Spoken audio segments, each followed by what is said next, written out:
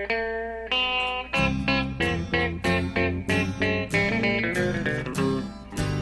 out there, we're on the air, it's hockey night tonight. What's up, guys? Welcome to the Lighting the Lamp podcast. I am Rob, as always, here with Steve. Hello. And this is part 2 of our season predictions. We had a lot to talk about last time that we did not get to, so let's not waste any time. Let's jump right into it. What's the first thing that you want to talk about today? Well, we really didn't talk about the Central Division, and I really feel like we didn't talk about the Atlantic much either, because we really focused on the Metro, which is the biggest dogfight in hockey. It's also the one that we know the most. Yeah, so. and then the Pacific Division, which is arguably the most wide open because any slightly above mediocre team has a shot to win the division. So. Yeah, I feel like the Pacific goes, here's the Flames who are really good, and then the Vegas Golden Knights are pretty okay, and then it's just like, bleh, and just like a mess of like subpar mediocre hockey teams. Yeah. All with really aging rosters and salary cap hell that they can't figure out, because if you're the LA Kings, you have $27 million tied up in 3 players or something crazy. Yeah, before we go out west, do you just want to hit on one more team from the Metro? I know we beat them to death last time, but I know you wanted to talk about the Blue Jackets goaltending. What's your thoughts on the Blue Jackets goaltending to start the year? Well, so spoiler alert, we're a week into the season, and Columbus's goaltending has proved to be as subpar as we thought, with the loss of Sergei Bobrovsky and the untestedness of, I don't even know if it's a word, the untested nature of their goaltending with Joonas Korpisalo. I mean, Korpisalo is good and he's looked okay, but that being said, he's not exactly, two-time Vezina Trophy winner Sergei Bobrovsky, who almost single-handedly eliminated the Tampa Bay Lightning last year, So it's like... Well, the other problem that I have is you have a young guy in Joonas Korpisalo, and then your backup is Elvis. I don't even know how to say his last name. Merzlinskis? Yeah, Merzlinskis. This Elvis guy comes rolling in a room like he's going to be the next thing. My problem with the Blue Jackets is this. Yeah, exactly. My problem with the Blue Jackets is this. The core of the team is still there. And they're not exactly super young anymore, some of the players, right? Like, Nick Foligno's not getting any younger. Obviously, the defense with Seth Jones, Zach Werenski is still pretty young. But the core of the team is only... They're in a mode where they should be competing right now. They had the pieces organizationally to compete right now. But then they lose their starting goaltender, and there was a decent crop of mid-tier goaltenders. I mean, you're not getting Bobrovsky back; he walks. But Robin Leonard was on the market. Varlamov was on the market. Curtis McElhinney was on the market. I mean, I don't know if Curtis Mack wanted to go back to Columbus. He's been on the team before, but it's not like there weren't these mid-tier, not going to break the bank $8 million goalies. I mean, you could pay $5 million to a Robin Leonard or a Semyon Varlamov and get a starting goal. And I get it. Korpisalo's 25. He's hitting his prime. He's hitting his stride. You want him to be starting. But the team is in a mode where they should be competing. You don't have 2 seasons for him to get up to speed to be a 60-game starter. Right.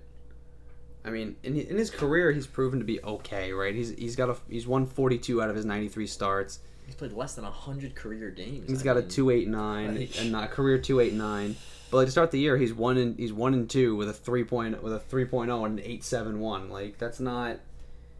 And to be fair, Bobrovsky went down to Florida and seems to be struggling with their 1-2-1 start, but he isn't the problem. He clearly isn't struggling as much as the team in front of him is. No, he's been hung out to dry. That defense has not performed up to standards at all. Which is the opposite in Columbus, where, to be fair, the team in front of him is playing decent hockey for the long stretches. But it's not that he's not making the saves he should. It's just the fact that he's a rookie starter is coming back to bite them, because he doesn't. You gotta. For better or for worse, as a starting goalie in the National Hockey League, you have to find a way to make saves you shouldn't be making. And if the goals go in, nobody's going to sit there and say, oh, that's the goalie's fault. Say, for example, on a 2-on-1, they're not going to sit there and be like, oh, that was the goalie's fault. But you have to find a way to make those saves anyway. You have to find a way to get that extra save in. It's the difference between a 4-2 win with an empty netter where you make 32 saves and perhaps you go 2-2 in overtime and lose the game and you only make 31 saves. You know what I'm saying? Like, you have to find a way to make those extra saves, and he's just not doing it right now. And it's confusing to me that Blue Jackets management, for as much work as Jarmo Kekalainen has done, that he would sit back and be content with letting this roster play out with Korpisalo and net. And it's weird. It's very weird. I mean, and then to lose, Artemi Panarin, Matt Duchene, and Ryan Dzingel all to free agency. And try to replace him with Gustav Nyquist, which is one guy. Yeah, they don't sign anybody. And, I mean, they have some rookies that they were high on, like Texier was a big one that they're high on. They're expecting big things out of him, but, I don't think Texier comes in and replaces the production of an Artemi Panarin, and I don't even think a Texier in conjunction with a Gustav Nyquist replaces the production of they might put the aggregate scoring might be the 80 whatever points that you'd expect out of Artemi Panarin, but they don't bring the game breaking factor that Artemi Panarin brought to that team. I just don't think you're getting the same level of production. I mean, let's be honest here. Between Texier and Nyquist, you're probably looking at combined anywhere between, I say Nyquist is probably going to end up getting maybe 50 to 60 points. Texier, coming in as a rookie, I'm going to say 30 to 50 on the high end. So you're really looking at 110 points as a high-end production season from both of them. And that's only 30 more points than you got out of one player, which is Artemi Panarin. Obviously, you're not going to replace Panarin. I mean, there were guys on the market that could have done it, but they weren't going after any of them. But you're not even replacing him in the aggregate. You're not replacing the 150 to 200 points that those three players put up between them with either one of those guys.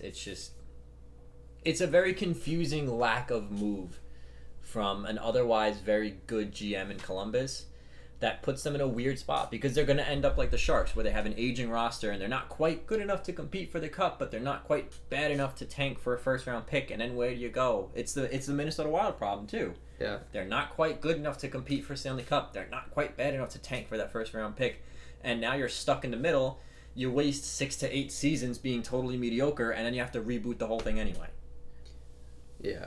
So I mean, it really comes down to, should they have torn it all down, or could they have done what probably they should have done, which was to sign a mid-tier starting goaltender? Because honestly, that would have solved a lot of the problems that they're facing. Because the losing the scoring is one thing, but the roster itself is still competitive even without Artemi Panarin. The core is still there. I mean, you still have Pierre-Luc Dubois, who's coming into his third season. You have Cam Atkinson, who can still play. Texier might step into a big role for them. Foligno, Jones, Werenski, there's a hole in the middle, I think, on the second line in the center position, because that's where Duchene really slotted in nicely. But outside of that, it's okay, the roster's still intact. It's still the same roster that swept the Tampa Bay Lightning. It's still the roster that took the Boston Bruins 6 games, in a competitive 6 games. They probably could have won that series. So I feel. So, if you hand a mid-tier starter, maybe they're not as overtly competitive as they were with Sergei Bobrovsky, who's arguably the best goaltender in the league.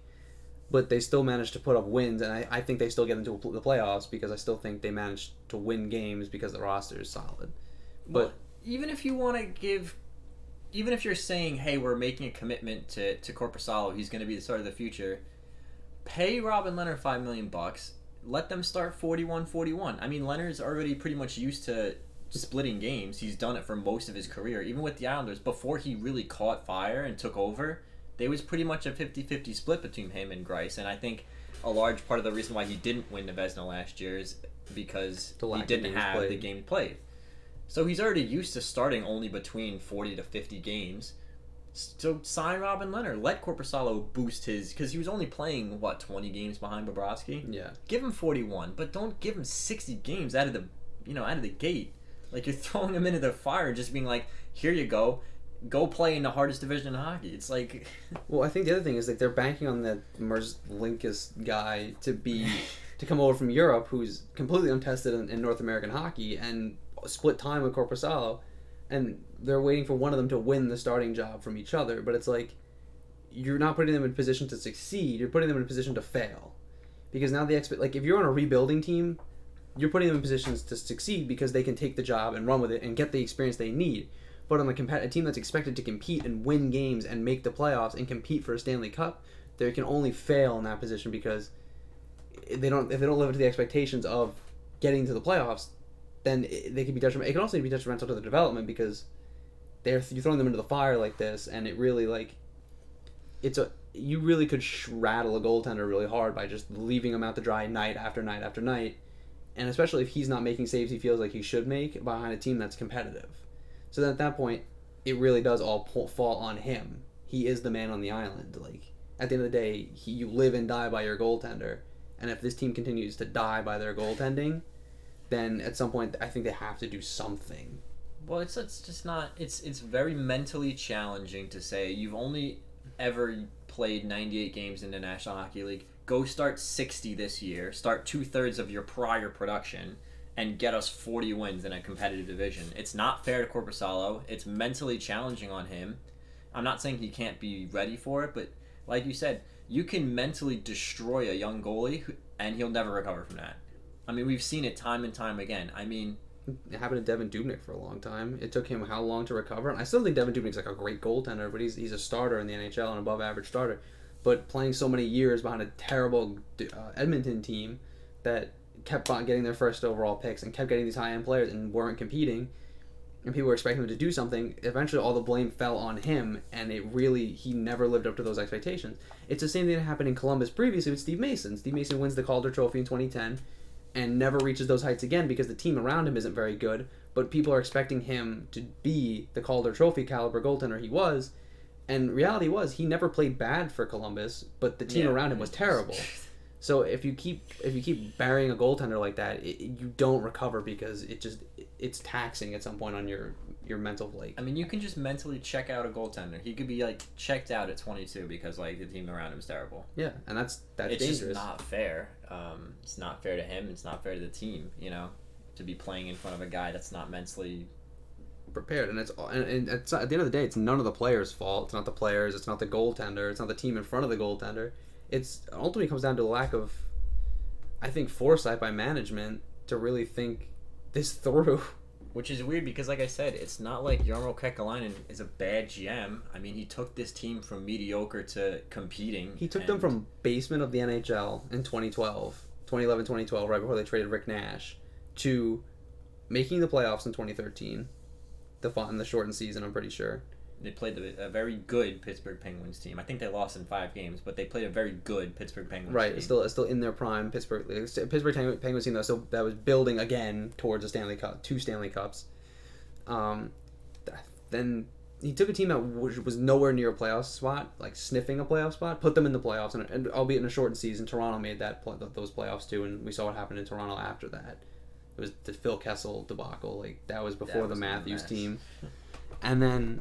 So you have that problem, but then he turned them into a legitimate Stanley Cup contender last year. I had them going all the way to the West. I had them playing for a Stanley Cup last year coming out of the Eastern Conference, especially after they swept the Tampa Bay Lightning. I was like, well, this is something else. They bottled up the best offense in the league. It's tough. I feel for Blue Jackets fans because I know that feeling of sitting there and watching your GM do nothing and you're just like, why? Like, we're in a spot to be competitive. Like, why are we not building for the future? So that's kind of where I guess we will stand on the Blue Jackets. We're going to shift away from the East. We might come back to them later with the Maple Leafs because they're an interesting team right now. But let's shift out to the West because, like you said, we didn't really talk about the West too much. We didn't talk about the Central Division almost at all, which is kind of a crime because, in my opinion, it's the second best division in hockey. It's definitely the stronger division in the West by a large margin.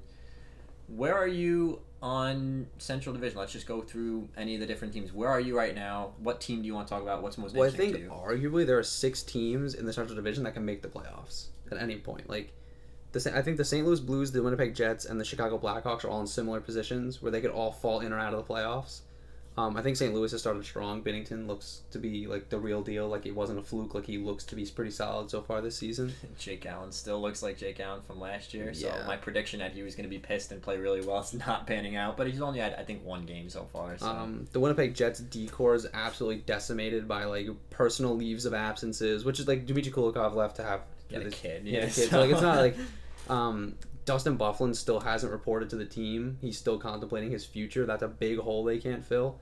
Josh Morrissey has looked good. He's looking like he can fill in that top spot for right now. So I think if Byfuglien does come back, if he decides to come back, Morrissey is a capable partner for him. Neil Pionk looks like a capable number 4, number 5 guy, but he's playing above his weight right now, again, like he was in New York. Kulikov also playing above his weight and like, fighting above his weight, much like he was most of his career. So, I mean, Hellebuck still looks like Connor Hellebuck. He's still a great goaltender. The forwards look great. They finally decided to put Laine with Scheifele and Wheeler. Give him an actual center to play with. And he's got 7 points in 3 games. Yeah. He actually looks like... He's got actually 10 points. He's leading the league. He's got 10 points in 3 games, 3 goals, 7 assists. He actually looks like the Patrick Laine we expected. That he should be. Like the Patrick Laine of his first 2 seasons in the NHL, or his rookie season in the NHL. A 40-goal Patrick Laine. Right. Like, let's pause on the Jets real quick just for a sec, because I did say the last episode that they might be the most disappointing team in hockey. And the reason I said that is because going into the season, the team looked pretty good. A lot of people had them, especially last year. I had them competing, going deep into playoffs, maybe competing for a Stanley Cup. 2 years ago with this team, we were talking Stanley Cup. Last year, we were talking Stanley Cup.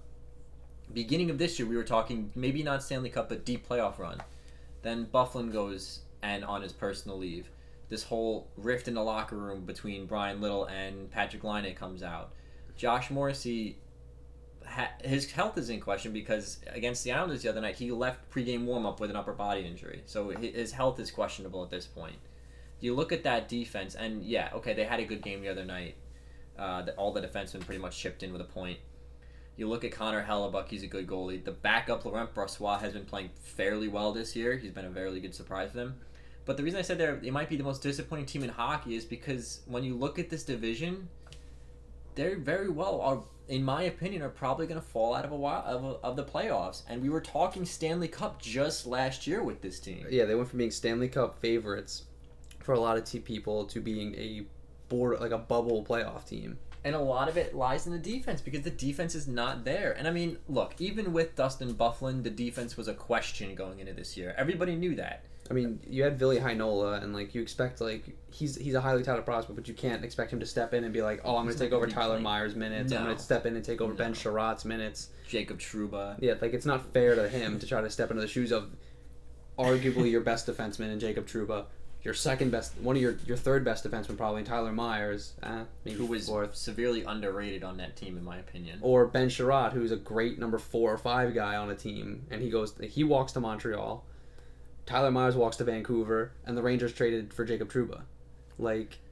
Yeah, so we knew the defense was questionable going in, but losing Buff just hurts so bad because you needed that rock, and it's a shame because a lot of these players, Laine, Scheifele, Wheeler, Nikolai Ehlers, these are guys that are exciting to watch, and they deserve to be in the playoffs, but I don't see it with the team, and that's got to be so hard for Jets fans to kind of come to grips with. And I feel for them because, I mean, look, I'm an Islanders fan, so I know what it's like to have a team go from team's looking really good for the next 6 years to just being basement-dwelling pieces of garbage, flaming piles of trash. But the Jets aren't quite flaming piles of trash there yet. But I do think, in my opinion, they're going to be the biggest disappointment in hockey this year. And I hate to say that because I love the Jets. I love what they've done with the team, but it's just I'm not seeing it from them. Especially in the context of the division, which is a great division. If the Metropolitan wasn't so good, this would be the best division in hockey. Yeah, I agree. I mean, I think Winnipeg plays in the Pacific, they have a shot at a playoff spot. They have a shot at a divisional spot. Easily. I mean, if you put them in the Pacific Division, I think the only 2 teams in the Pacific that are better on paper than the Jets right now are the Flames and the Knights. Yeah. I don't think the Sharks are that good. They've been looking like hot garbage this year. Yeah. Again, granted, guys, this is all very, very early, and I get it. Generally, younger, faster teams come out of the gate hard. The Rangers have looked really good this year. They're I think, the second youngest team in the league. The Maple Leafs have looked kind of okay, very young team. The Oilers are coming out hot. The Oilers are a young team. They're coming out hot. And then Carolina came out hot. Carolina's super red hot out of the gate. And then older veteran teams tend to start slow. I mean, the Bruins are doing pretty good right now, but the Stars have struggled. The Sharks have struggled. The Islanders are not a veteran team, but they're older. They've struggled a little bit. The Predators have struggled to start the season. Just in terms of, not even in terms of wins and losses, but just watching the games, you're like, these guys really. It's like, well, it's a lot of. Some of it comes down to like the way that the coverages are working. It's not there quite as fast. They're not as fast as they look. They don't look as fast as they do normally. Right. And you're like, oh yeah, they're winning games, but they don't really look good doing it. So I get that. I understand that veteran teams tend to struggle out of the gate, and younger, faster teams tend to come out hot and then fall off. I get that. But I don't think that's the case with San Jose. I think San No, Jose. San I think this is the reality. Hot garbage. I think this is the reality of their roster, like coming to terms with the fact that their window is closed and it's old. Like Logan Couture gets named captain, sure. Logan Couture's a great hockey player, biggest dick in the playoffs. Like dude leads the league in the playoffs in points almost every time he gets there. But he's not Connor McDavid. He's not Sidney Crosby in his prime. He's not going to carry a subpar team into the playoffs and win because he's not going to win games on his own. Well, the signing of Patrick Marleau is all you need to know. How many times this offseason do we heard the Sharks aren't interested? The Sharks don't want to sign Marleau. They're not interested. He's not coming back. We don't have a spot for him. You start 0-4, you sign Patrick Marleau. You win a game, he gets 2 goals, but like that's all you need to know. We don't want him. We don't want him. We don't want him. We're 0-4. We need to sign Patrick Marleau. Like, it's clear evidence to me. Not to sound mean to Patrick Marleau either. No. I like Patrick Marleau. I think he had a great career, right? He's in the twilight years of his career. He's not the 45, 50 goal scorer that he was capable of being in his prime. Like, in his prime, he was the best goal scorer in the NHL. In his prime, he was also one of the fastest guys in the league, and that's how he scored all his goals. Right, but like... He doesn't skate anymore. Well, that's the issue. He's still got a great shot, but he's not as mobile as he used to be. So on a team like Toronto, it was okay the contract was terrible, but the player wasn't bad because you could absorb his lack of speed because he was on a fast team. All he had to do was get open and shoot. Pretty much. And like, if you're playing with Mitch Marner, you get open and you shoot. Most of the time, it's a goal. Much. Like, it's a goal, you know. He played with Austin Matthews in his first year in Toronto, and he did well because all he did was get open, and Austin Matthews and Nylander did the rest. Like, it is what it is. But the problem there lies in he's going to a team that's not fast. That's not exactly great. No. They can move the puck, sure. They have Erik Karlsson and Brett Burns who can all move the puck. In Logan Couture, you have Timo Meier, guys who can move the puck, but their goaltending's still suspect. Martin Jones is still good.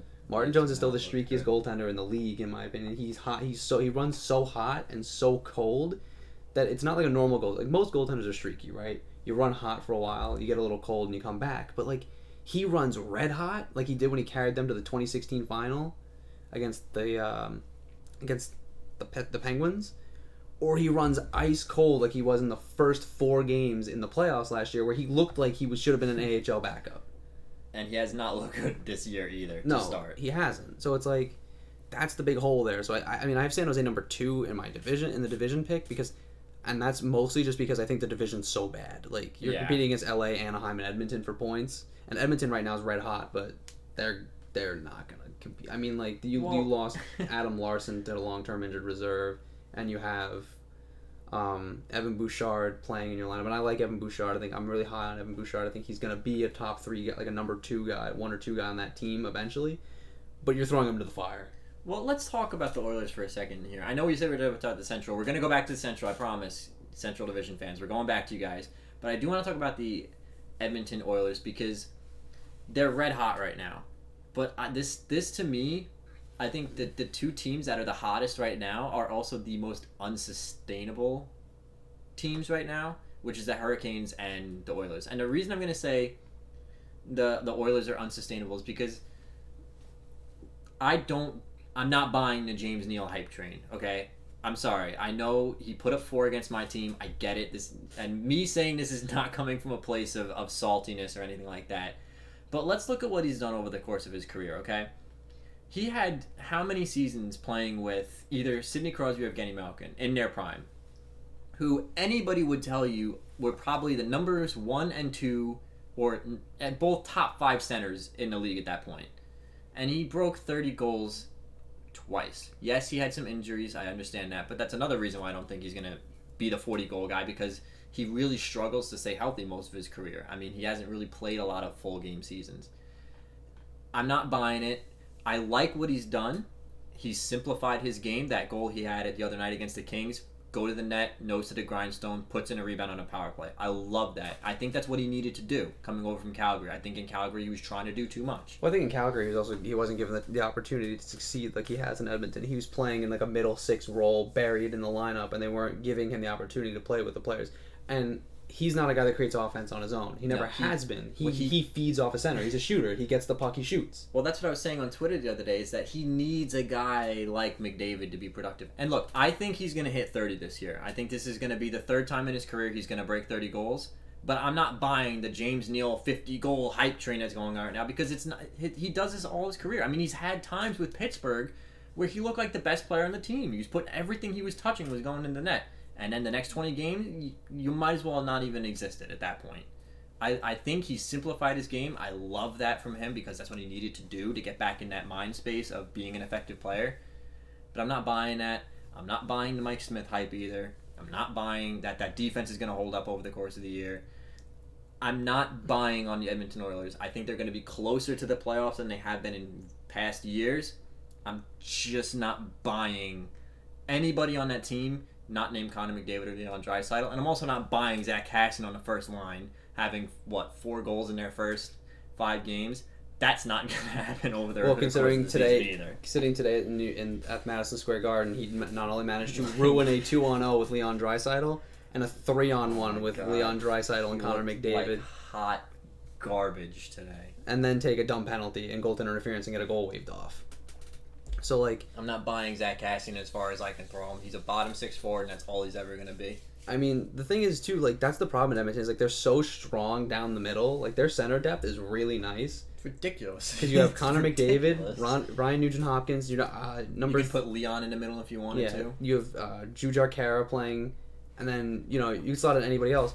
But the problem is, they're a straight line. Like, all the talent is down the middle. They have no wingers to complement the centerman. Like, that's why I think James Neal is working, because you finally have a bona fide, legitimate top 6 forward who can score goals, playing alongside a guy who can get anybody on the ice the puck at any given time in Connor McDavid. Well, if this tells you anything, all we heard about this offseason was Leon's playing on the second line. We're going to split McDavid and Leon up because we need more depth production. What happens after the first game? Leon's back on the first line.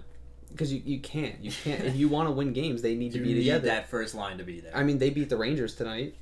Connor McDavid got off that strength of that first line. Connor McDavid breaks the tie off of arguably a fluky bounce off of Jacob Trouba's leg, but he threw it in front. Like, Connor McDavid came through. He made the smart play. He threw it in front, and it went in.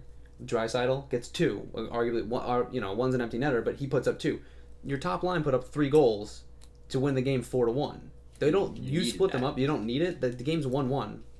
Capo Caco scores and Oscar Klefbom scores. Yeah. So it's like, with that being said, like, there's not that nobody else is scoring. Like, you can't afford to split them up if nobody else is scoring. It's not like Chicago in their prime where you don't have to play Patrick Kane with Jonathan Toews, because Patrick Kane can generate offense, drive offense all on his own, and Jonathan Toews can drive offense all on his own. And the team was deep enough where they could do it. You could have Toews playing with Hossa and Kane playing with literally whoever you wanted on that second line, and he put up points. Well, that team was... Well, I also do want to talk about the Blackhawks, so we can transition into that. But to your point, I mean, you had guys like Brian Bickle and Brendan Saad playing third-line minutes, who are both really effective players, and in a pinch, they would go up to the second line, and Patrick Kane would still be producing.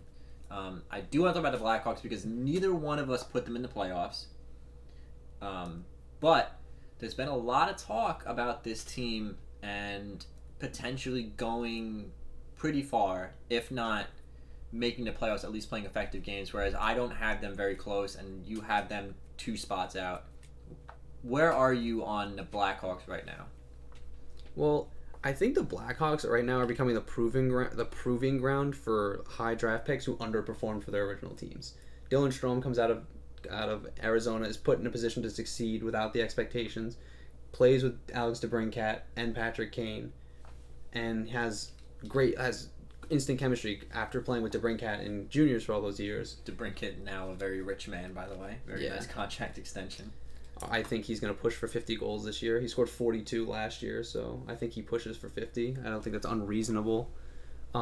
Patrick Kane's going to break 100 points again. I mean, Patrick Kane almost dragged this team into the playoffs on his own last year. So they made a very strong push in the late year. So there's that, and then you add Alexander Nylander, who has all the tools to be an effective top 6 forward in the NHL and a 25-30 goal scorer if he puts it all together, who comes in and has looked pretty good for them. I mean, like, he's not lighting the league on fire, but like he doesn't look terrible. He's not like Victor Olofsson in Buffalo, who's scoring, power play goal after power play goal. 6 power play goals, all his career goals thus far on the power play. But I mean, like, Nylander's got a goal. He's looked pretty effective in his position. Like, and I think given the opportunity to play with good players, he'll blossom into the player that Buffalo thought they were getting originally.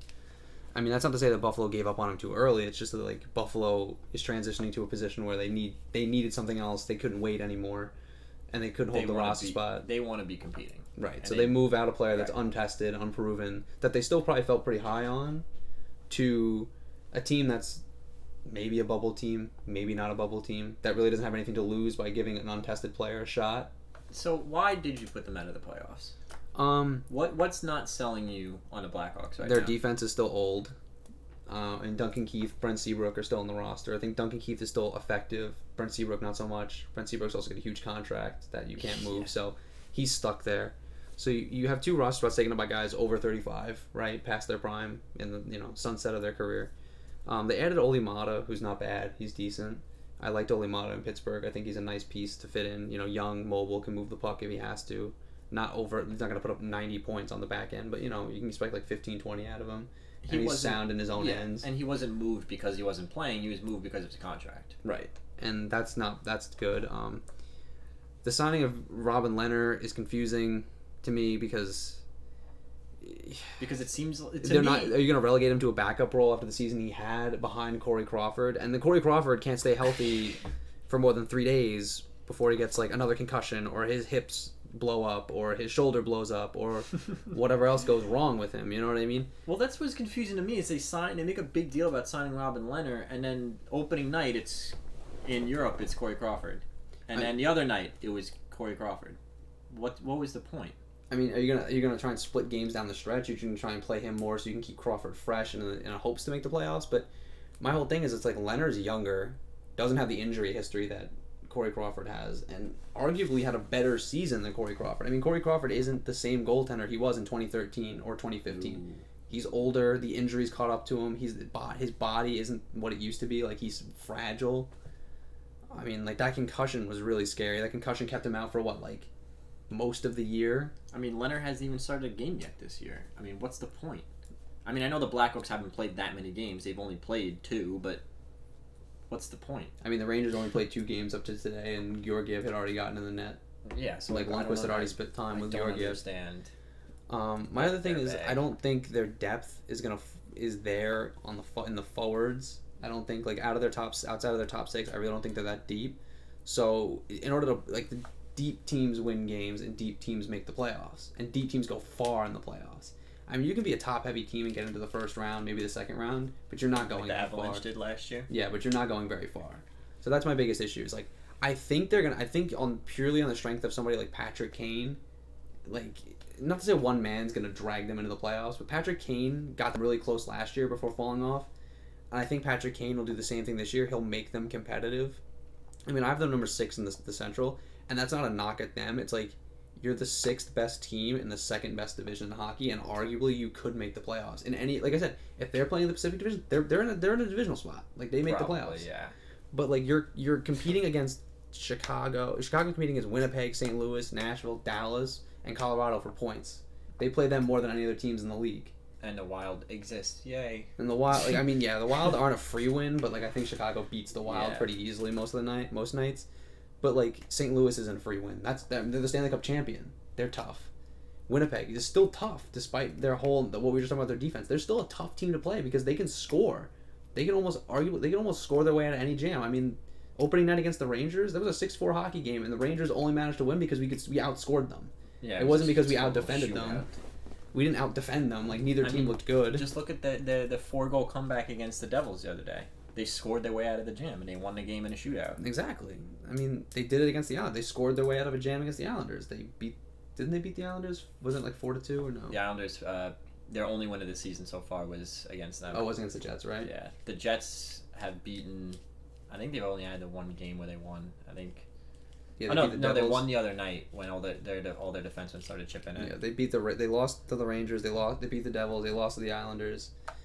They won. I don't remember who they played the other night, but I mean, Winnipeg is what it is. But I mean, well, I do want to talk about specifically. There's two teams in the division that I want to talk about. We're going to try to hit all of them, but I do want to talk about the Avalanche and the Stars. So, which one do you want to hit first? I guess we can start with the Avalanche because they didn't do the most in the offseason, but I think they changed the complexion of their team the most in the offseason. Okay, so we always knew Grubauer was supposed to go to the Avalanche to be a starter. Orlomov's contract finally comes up. He goes to the Islanders.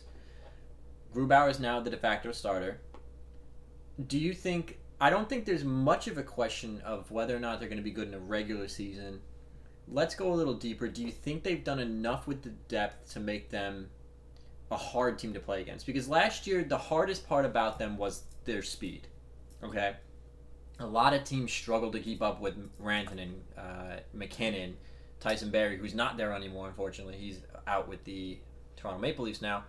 But a lot of teams had a hard time keeping up with the speed, but they weren't exactly a difficult team to play against. If you could match their speed, if you could slow down their speed or match them, they were not, the hard team to play against. Do you think they've done enough depth-wise to maybe put them over the edge from, okay, they're a good regular season team, but what are they going to do in the playoffs? Or do you think they're going to be another team where it's like, yeah, they dominate the regular season and then they go and put up a dud in the playoffs?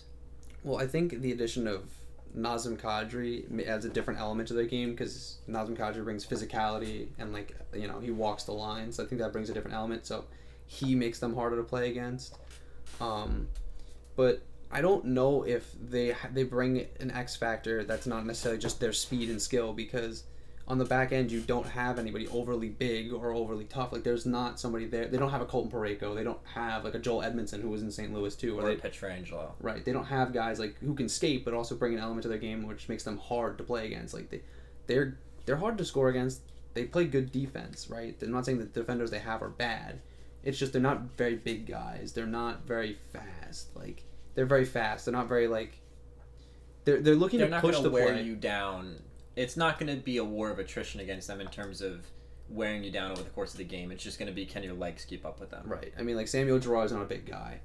Cale Makar isn't exactly the biggest guy on the ice. He's a skill guy. He's not really... I mean, they still have Eric Johnson. He's big and he's, tough to play against. But, one guy doesn't make a whole team tough to play against. I mean, the reason... People talk about Dustin Byfuglien and Winnipeg, but everybody followed that example on that back end. Dustin Byfuglien was hard to play against. He was physical. And Jacob Trouba played that way. Morrissey's no pushover. I mean, Ben Sherratt wasn't a pushover. Tyler Myers is not a pushover. Tyler Myers is he's 6'7". The guy's so, massive. They were big. They could move the puck, and they were hard to push around.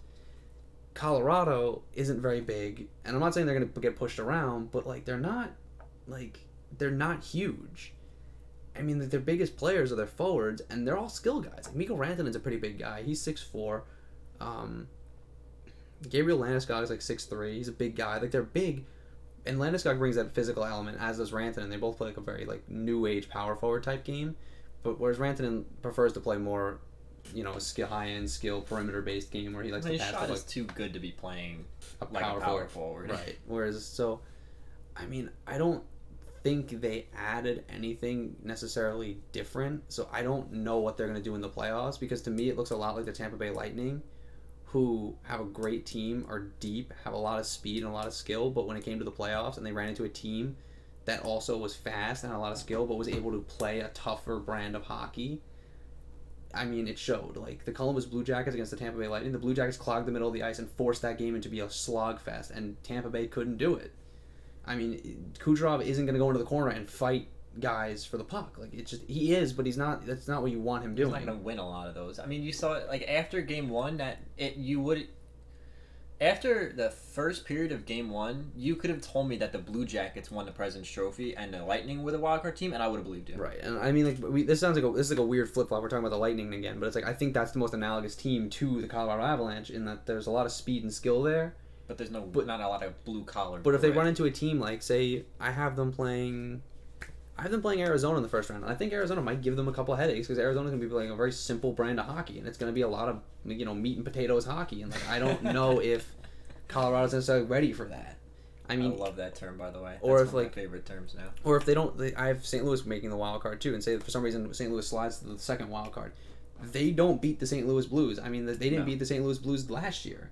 Well, look at what happened to the Blues. I know it's one regular season game, but look what happened when the Blues played the Leafs. I mean, the Leafs are an explosive team, and the Blues held them to 2 goals and got out of the game with a win. I mean, and I think that's just the nature of their coach being great. I think, I can see his face. Why can't I remember his name? Oh my God. Craig Berube. I think Craig Berube's, his biggest thing is, they're just hard to play against. And I just don't see Colorado being all that hard to play against this year. They're deep, and we keep saying deep teams win games, deep teams go far in the playoffs. But there's an element to their game that's missing that I think was also missing from Toronto for a long time. And Tampa Bay was missing. They were buying in so heavy on the skill and speed game. And the 2 teams that played for the Stanley Cup last year were big, strong teams who played not necessarily a slow game, but they weren't racing up and down the ice trading chances. They were punishing game. Yeah, they wore each other down. St. Louis wore down Boston and won a Stanley Cup. So speaking of big, heavy teams, one of the teams that I'm really high on this year that I love, that I picked to go to the Stanley Cup Finals, is the Dallas Stars. I love what the team's doing. I love the addition of Joe Pavelski adds another element to the game. I'm absolutely in love with Miro Heiskanen. I love what he does on the ice. And to your point, they have a big, hard, fast team to play against. Jamie Benn is a very skilled player, but he's also going to hate you. I mean, Jamie Benn's been in fights in his career. Jamie Benn's Jamie Benn's him and Ryan Getzlaf are the closest thing you have to somebody derivative of Mark Messier. Yeah. Big, strong, highly skilled, but is not afraid to go in that corner and hit you and take the puck from you. He will run you over for that puck. And they added another guy who's like that in Joe Pavelski. Joe Pavelski's a very blue-collar worker. Blue-collar. He's got great hand-eye coordination. He's a go-to-the-net kind of guy. 35-goal scorer. He's going to hit you. Heiskanen's a big dude. Klingberg's big. Klingberg's a big dude. Esa Lindell is big. Esa Lindell's a big dude. I mean, this is a big, heavy team that I love. I think they're going to go very far. I'm just curious,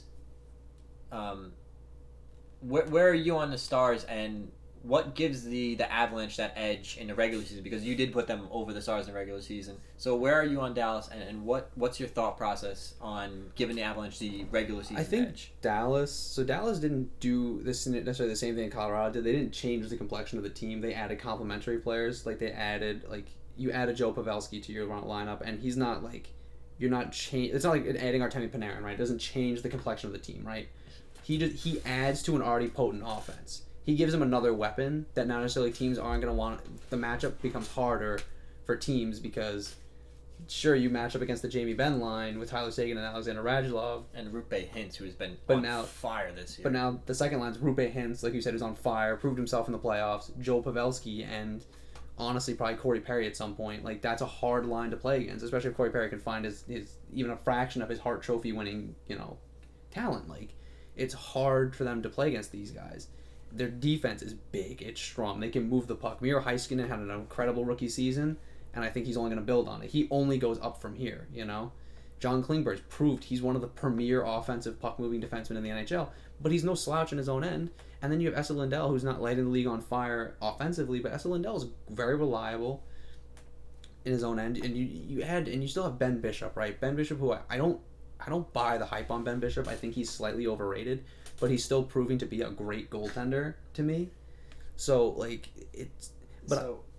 I don't know. I think Colorado gets the advantage just because I think Colorado in the regular season, over the course of 82 games, their speed is just going to be too much for a lot of teams to keep up with, and I think they're just going to score a lot of goals.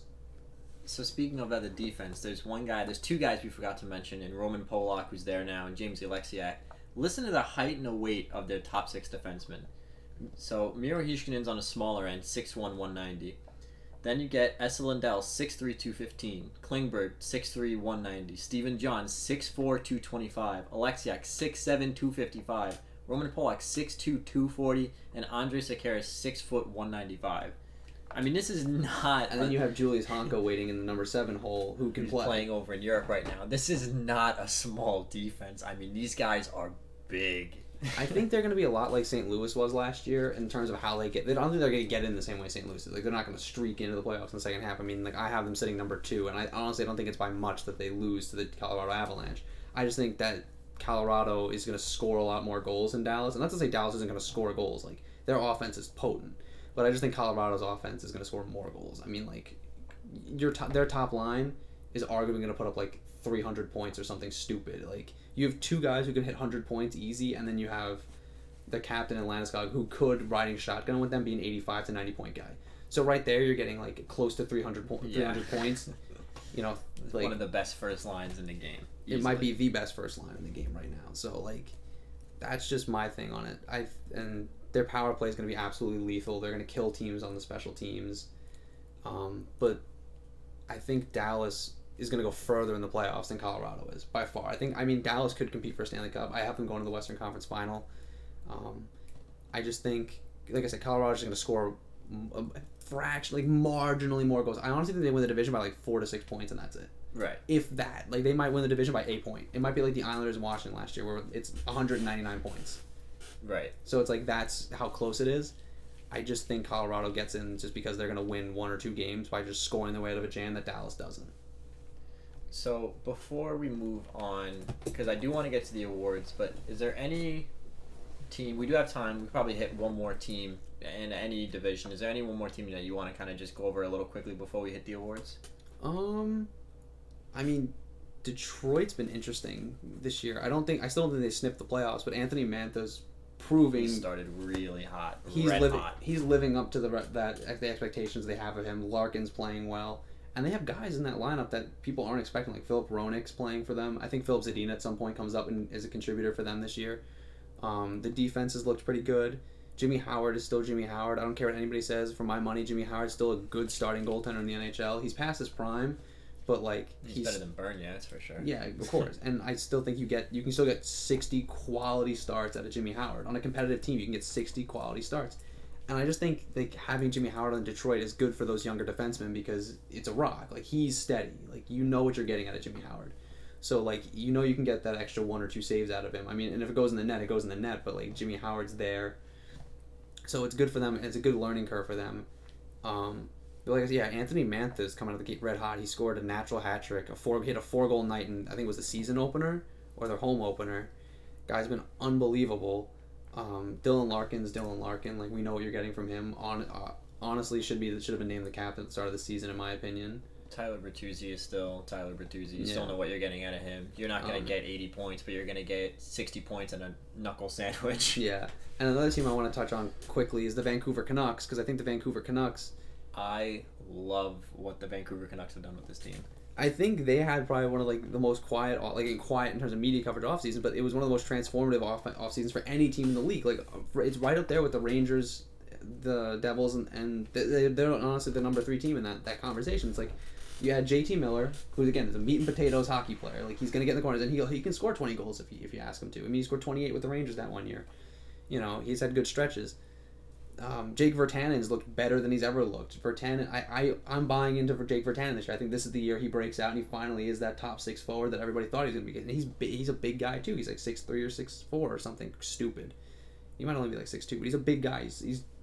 Point is, he's got size. He's got a lot of skill. Gaudette's looked good in preseason. Quinn Hughes has been absolutely electric for them. They have a new captain. Bo Horvat. You know what you're getting in Bo Horvat. Solid 200-foot game. Puts up the points. Elias Pettersson's been electric, and Brock Besser hasn't been the Brock Besser we expected, but I think he'll, with time playing with Elias Pettersson, there's no way he doesn't break 35 goals. No. Like, he's due. He did it on a team without Elias Pettersson in his rookie season. He almost scored 30 goals and he broke his back. Like, he was leading the rookies in scoring and goal scoring. So I think, Vancouver's looking good. They added Tyler Myers, who's another steady player back there, and Jacob Markstrom's finally looks like he's found his game after so many years of being like, is he or isn't he getting thrown in, getting kicked around in Florida for not being as good as they wanted him to be on a subpar Florida team, let's be honest. Goes to Vancouver, backs up, takes the starting job from Luongo, who left, gets kicked around in Vancouver because he's not exactly living up to expectations. Again, on a Vancouver team that didn't know what it wanted. They didn't know if they wanted to compete or not, and they were stuck that way, and now they know that they're rebuilding, so it's better, and he looks good. And then you have Thatcher Demko waiting in the backup role, who could take over the starting goaltending job and should take over the starting goaltending job in the next 2 to 3 years, 1 to 2 years.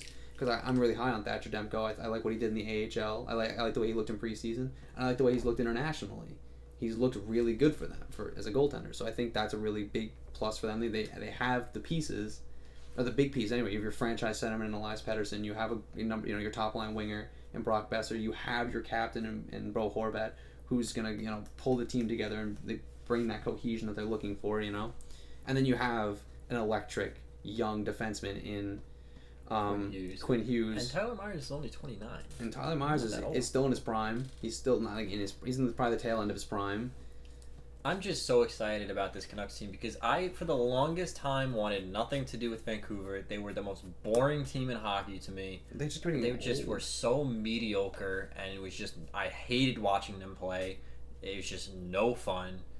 And I'm so excited about this Canucks team. I love Quinn Hughes. I love Besser. Pettersson looks like himself again, like you said. We know what we're getting out of Bo Horvat. This is an exciting hockey team to watch now, and I love watching them play. They gave the Oilers a pretty good test opening night. Of course, they ended up losing that game, but they absolutely slaughtered the LA Kings in LA. It's a team that I'm finally excited to watch play, and I think give them 2 or 3 years, they're going to be competing for a divisional spot, especially given the trajectory of most of the other teams in this division. Well, I mean, also think about who they have waiting to come and step in and play. Like, they still have Jesse Ulevi, who's playing these Finnish guys with these names. Who's fourth overall? Who's their fourth overall pick or something a couple years ago? Who's looking like he might be ready to play in the next year or two. And that adds another piece on the back end who's dynamic, can move the puck. And then Thatcher Demko gives them a rock in net that they didn't have for a long time, since Luongo, really. Until Jacob Marchand found his game, but right. He's the elite level goaltender they've been looking for since Roberto Luongo left, and they traded Corey Schneider. Yeah, I'm excited for this Canucks team. It's going to be a fun season for them. We do want to kind of touch. We're going to do some brief award predictions. We might update these over the course of the year as the year goes on. Yeah, it's probably going to be a running tally at some point. But we will just kind of go through them really quick. So my picks for the Vezina finalists: Bishop, Vasilevsky, and Carter Hart. I do want to talk about that real quick, just because I know Carter Hart's kind of a swing for the fences here. I'm going to put him on this sheet mostly because of the strength of that defense. I think that defense he's been lights out himself this year, though. Like, he's looked unbelievable for that save team. The other night against the Devils, I think, was absurd. I know he's still young. I'm putting him on there mostly due to the strength of that defense. I'm not saying he's bad. I don't think he's a Vezina guy just yet, but I love the defense. I think he's going to have a big year, and my winner for that is Bishop. What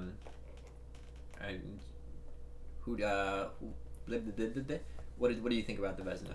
Well, I have Bishop and Vasilevsky like you do, just because, again, both playing on the strength of good teams, right? Vasilevsky's still in Tampa Bay. Tampa Bay's still Tampa Bay. Bishop is a big reason why Dallas is as good as they are, because he plugs that hole in net that they had for a long time with Kari Lehtinen, who was good, but not quite good enough to get them over the hump. Ben Bishop, I think, finally gets them over the hump. Really hard, too. I think Bishop finally gets them over the hump. And then I have John Gibson. I love John Gibson in Anaheim. In my opinion, John Gibson's like a top 3 goalie in the NHL. If he can stay healthy, I 110% agree with you. I mean, I love John Gibson. He's got a sub 1 goals against average in his first 3 starts. He's got a 9.7 save percentage. Again, only in 3 games, but like, he's only given up a goal in every single start. Like, he's looked unreal. And I mean, and let's not kid anybody, Anaheim's not a good hockey team. No. They're aging. Their core is old. I mean, they have good players like Rickard Rakell and they have Hampus Lindholm, but they're not gonna be winning anything soon. I have John Gibson winning it, and this is my Jacob deGrom Cy Young pick, right? Jacob deGrom didn't have the wins, but he put up the numbers and won the Cy Young and proved he was the best pitcher in the National League. I mean, he might do it again this year, but that's baseball, whatever.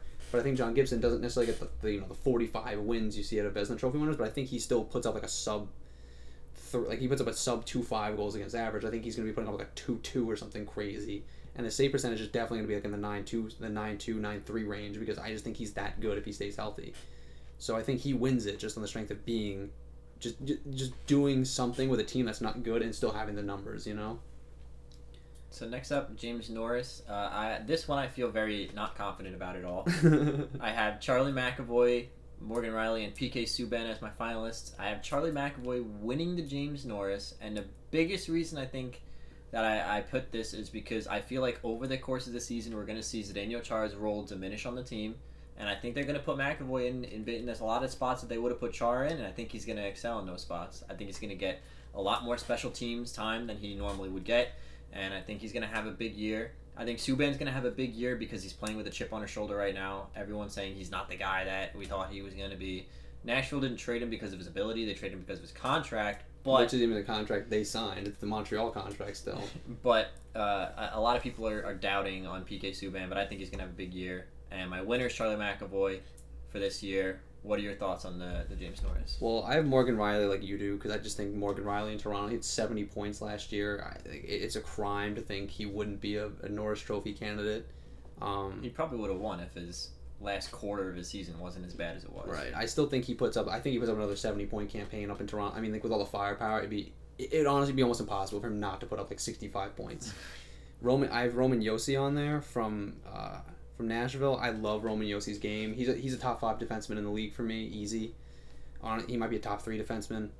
There's not much to say about Roman Josi. Everybody knows who he is now. He had his big coming out party after they traded Shea Weber and they named him captain. Like, he's the guy, and plays in a complete 200-foot game, can put up like 50 to 60 points, and is still shut down to the other team's top line and be effective in both ends of the ice. And my swing for the fences, much like you're a Carter Hart pick, this is my swing fence. I'm going Miro Heiskanen. I think Miro Heiskanen proved in his rookie season that he can be a go-to guy, and I think playing with John Klingberg, I think you're going to see more his role grow as they realize they can play him in more situations because he can play power play, and we all know that he can move the puck, he can score points. But I think he's going to grow into be a really solid 200-foot player, and I think like Roman Josi is going to be effective at both ends of the ice. And I think it's going to show this year. I mean, I ultimately have Roman Josi winning it because I think it's time. Like, I think it's finally his time. There's no reason not to. I mean, like, normally you see guys like Drew Doughty up here, but I think Drew Doughty's on that LA team. Like, I just don't see it. Like, he's still a great player. Numbers for it. He's still a great player. I still think Drew Doughty might be the best, like, defenseman in the old school term of it. Like, he can play. He's effective in his own end. He can put up points, but, like, defense is really his priority. But I really think that this is Roman Josi's year. I don't think Nashville has a particularly like lights out season, but I still think that Josi puts up the 65 points. Has the high plus minus that you'd expect out of a Norris Trophy winner. And I mean, there's not much else to say about Roman Josi's game. So let's move on. Let's do Hart Memorial next. My finalists are Barkov, McDavid, McKinnon. I have Barkov winning. Not a lot to say about this one. I think Barkov's due for a big year. I think finally having a goalie in his own end will give him a bit more confidence to play up more. I think the Panthers are due for a big year. Not really a lot to say on this one. I just think it's finally a year for Barkov to really break out and put up over. I'm going to say he's going to get over 90 points this year. I mean, he broke 90 points last year. Yeah. So I think he's just going to keep playing. I love Alexander Barkov. I mean, I think that's a great pick. I went with the old tried and true Connor McDavid is always going to be a Hart Trophy nominee. He's going to be 100. He's going to score 110 points plus probably, playing with Leon Draisaitl again. He might hit 120 points. Who knows? I mean, like, he's got the ceiling. I'm convinced Connor McDavid can do anything he wants on the ice whenever he wants. Like, last year, that goal he scores, come down the wing, puts it through his legs at top speed and shovels it top shelf. Like, the guy can do whatever he wants. Like, there's no doubting Connor McDavid's ability. Nikita Kucherov is my second nominee. Again, nobody needs to doubt Nikita Kucherov. 120-something points. He ended up with more points than his team. Yeah. He had 120-something points. I think he'll do it again this year. I think he'll be like a 110-point guy. I've been playing alongside Braden Point and Steven Stamkos. Not much has changed since last year. He's still the same player. So I don't think that's really a surprise to anybody that Kucherov gets put on that list. And Nathan McKinnon, also not a surprise to anybody, gets put on that list. Over 100 points last year. Probably going to break 100 points again this year. Playing on the best top line in hockey. Playing on arguably the best team in the Central Division. You could argue. Not a surprise. I have Connor McDavid winning it because I just think Connor McDavid is going to have an amazing season again playing along Leon Draisaitl. And if they can get him another winger, I think it's like if James Neal can keep up this pace and he scores 30 goals, like there's no question that Connor McDavid's the most valuable to his team at that point because he not only had like Leon Draisaitl, let's be honest, we have a 40 goal scorer on his own. With Connor McDavid, he puts him over the top. He's a 50 goal scorer, challenges for the Maurice Richard in some years. And then if he can get James Neal back into his 30-goal form, I mean, there's not much to say about Connor McDavid's ability to drag the players around him, kicking and screaming to the finish line, is wherever he wants to go. We're going to skip the Calder because I think that one is an interesting one. Let's do the ones that are kind of less surprising. I think Jack Adams, I have Quenneville, Vigneault, and Tocchet. I think the Coyotes are due for a big year. I think Tocchett's going to get nominated. I think the Flyers are due for a big turnaround. I think that Vigneault's going to get nominated again, mostly on the strength of his defense. I have Quenneville winning it just because I think the transition from basement-dwelling Panthers to competing for Atlantic Division Panthers is going to be enough to get him that trophy, much like Trotz was last year. Not a whole lot of surprises here for me. I think most of this trophy comes down to really how the team performs, so the good teams guys are going to get nominated here. Right. I have Joe Quenneville nominated too because I think, again, taking a team from arguably a bubble team to arguably a highly competitive team is going to get him there. I have Mike Babcock there because I think he's finally going to get the Toronto Maple Leafs to break that slump they've had of being the number 3 team in the Atlantic Division. I think they finished number 2. I honestly don't think they missed the Tampa Bay Lightning by many points to finish number 1, because that team is just stacked. You've John Tavares, Austin Matthews, Nylander, Mitch Marner. I mean, come on, Tyson Barrie, Morgan Riley, Cody Ceci, and you have Frederick Anderson. I mean, I don't think Babcock needs to do anything particularly special to get nominated. No. I just think his team needs. He's just gonna win. He needs to do what Scotty Bowman did and just let his players play. I mean, that's not to say Scotty Bowman isn't a great coach. Don't fucking crucify me. Scotty Bowman is the greatest coach of all time, but he knew when to let his good players play and knew how to let his good players play, I think that's why Babcock gets nominated.